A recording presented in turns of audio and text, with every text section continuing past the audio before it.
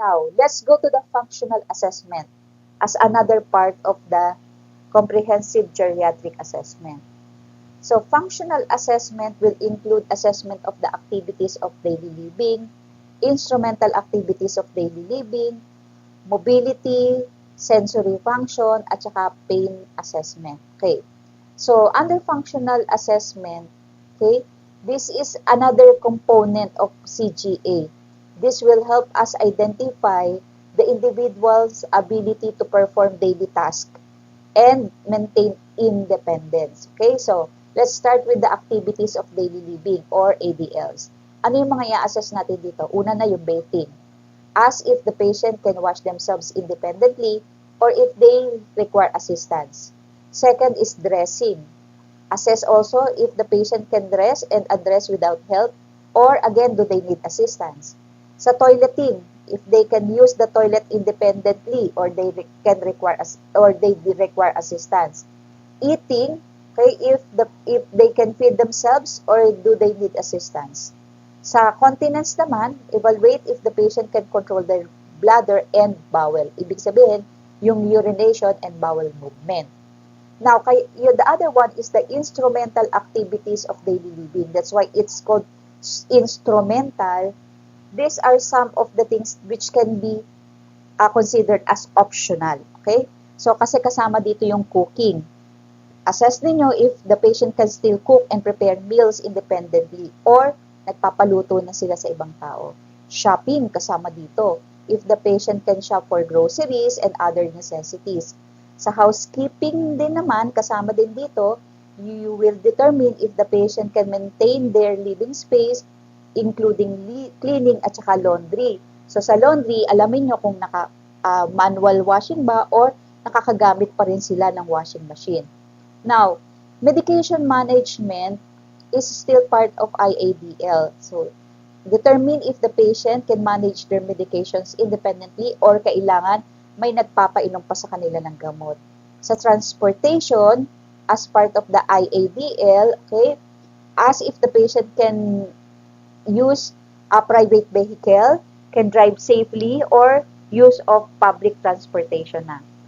Sa mobility naman, kailangan natin alamin ang kanilang gait. Okay? Yung assess the patient's walking pattern, including yung speed, yung balance, and the use of assistive device. Okay? Alamin din natin dito sa mobility yung ability to transfer.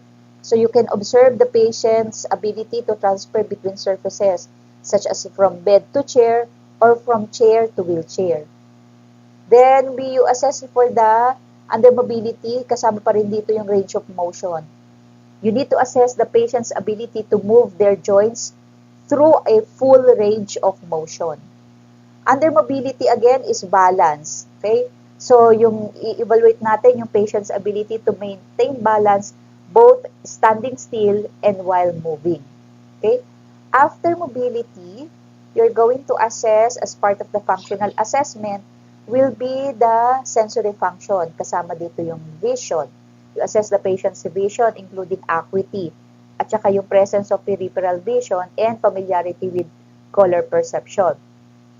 Hearing, under hearing, assess the patient's hearing including the ability to understand speech and identify sounds. So sa touch naman, you assess the patient's sensitivity to touch including ability to feel pain, temperature, and texture.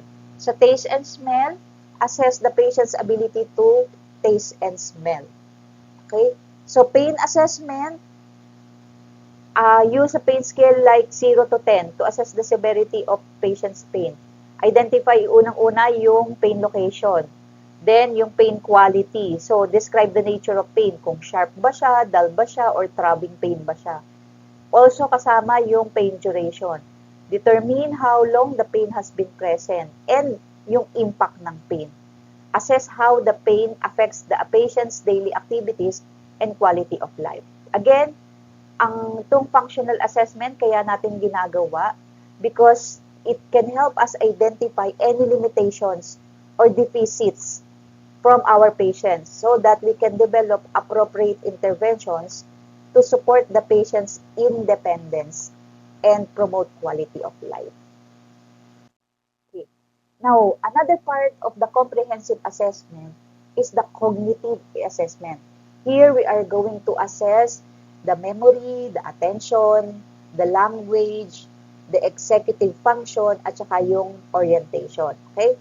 So again, ang comprehensive geriatric assessment, including cognitive assessment, importante pa rin ito because this will help us identify any cognitive decline or impairment which may affect the individual's daily life. Okay? So, first of all, under cognitive assessment, memory.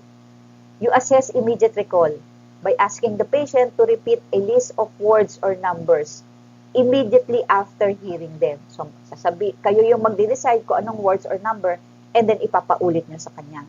Then, assess for short-term recall. Ask the patient to recall a list of words or numbers after a short delay. Ibig sabihin, after some time na sinabi nyo yon or pinag-usapan nyo, ipa-repeat nyo sa kanya. Now, assess also under memory long-term recall. You ask the patient to recall personal or historical events. Siyempre, past, long-term, yung past yan. Okay?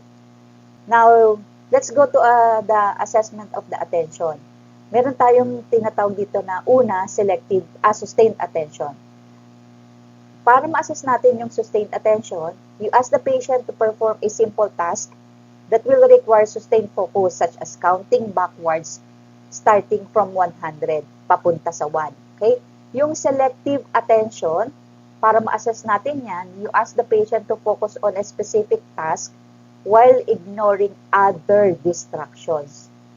Now, yung divided attention naman, you can determine this by asking the patient to perform 2 tasks simultaneously para malaman nyo kung nagagawa pa niya pareho or meron siyang maiiwan ng isang task.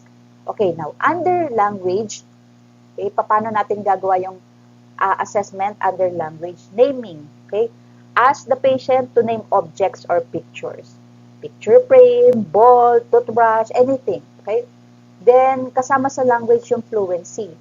Ask the patient to generate list of words that begin with a specific letter. Okay? Cat, cape, cup, diba? Now, comprehension naman, okay? Ask the patient to follow simple commands or answer questions about a story. You are also going to assess for repetition under language pa rin to by asking the patient to repeat phrases or sentences. Okay? So, you are done with the language assessment under cognitive. You can now proceed with executive function. So, executive function, ang determine natin dito is yung ability nila to do planning. So, ask the patient to plan a simple task such as describing the steps involved in making a sandwich. Okay? Kasama din dito sa executive function yung problem solving. You can present the patient with the problem and ask them to find a solution. Another example of executive function assessment will be the abstract thinking. You can ask the patient to interpret proverbs or metaphors para malaman natin kung mayroon pa ba siyang abstract thinking. Okay? Now, the last one in the executive function will be the inhibition.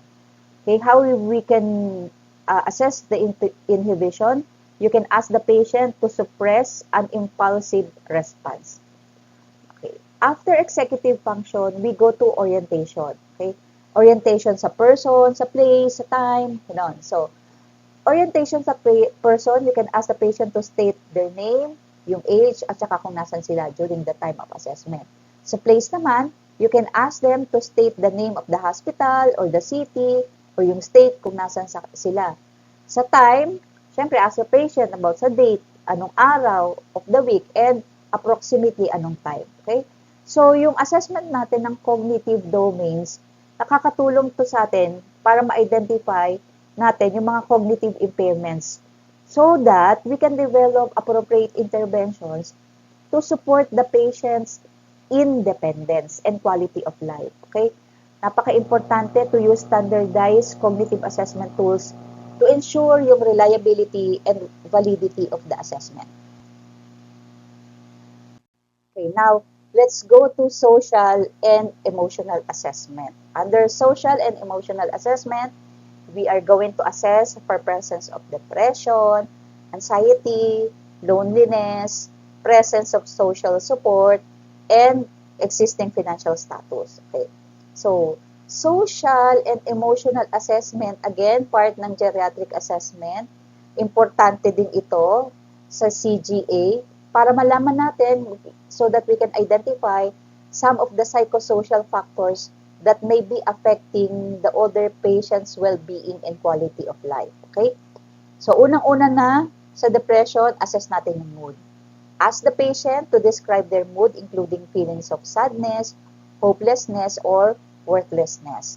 I-assess din natin para malaman natin kung may depression, assess their interest. Yung interest nila in activities that they previously enjoyed, kung ina-enjoy pa rin ba nila yun ngayon.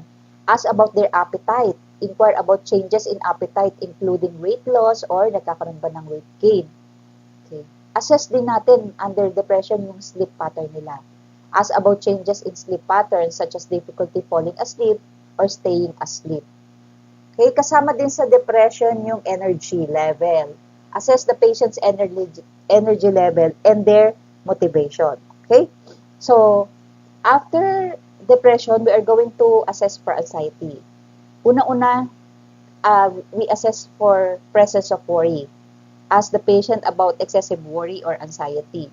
Ano ba yung mga physical symptoms na pwede natin makita? Inquire about yung mga physical symptoms associated with anxiety, such as yung presence of restlessness, irritability, or difficulty of concentrating. Tingnan na din natin kung meron silang avoidance. Assess whether the patient avoids situations that trigger anxiety. Okay. Now, loneliness naman, we determine loneliness or we can assess loneliness for if by asking for social connections. We can ask the patient about social network including family, friends, and community involvement. Or if there are social isolation, inquire about feelings of loneliness or isolation. As also for emotional support. Assess for the availability of emotional support from others. Social support naman, how we can assess this is first, determine natin. Siyempre, ang support always starts at home. So, assess natin for family and friends. You ask the patient about their relationship with family and friends. I-determine natin yung family dynamics nila. Okay, assess for community involvement. Inquire about the patient's involvement in the activity of the community or any organization kung meron siya. Social services is still part of social support. You assess the availability of social services and presence of support groups. Now, under financial status, una dyan yung income. Tanungin niyo yung pasyente kung meron pa silang source of income. Pwede dito kasama dito yung pension, social SSS, or kung meron silang mga savings. Okay, so expenses, tanungin din natin. Okay, yung mga monthly expenses nila, including housing, utilities, at saka healthcare costs. Kasama sa financial status nila, i-assess natin yung financial concerns nila. Okay, yung level ng financial stress or worry kung meron man. Itong assessment natin ng social and emotional factors, okay, can help us identify any psychosocial needs. Again, para makapag-develop ulit tayo ng appropriate interventions to support the patient's overall well-being. Importante din na makagamit tayo ng mga standardized screening tools for anxiety, depression, loneliness, para ma-ensure natin yung reliability and validity ng magiging result ng assessment natin.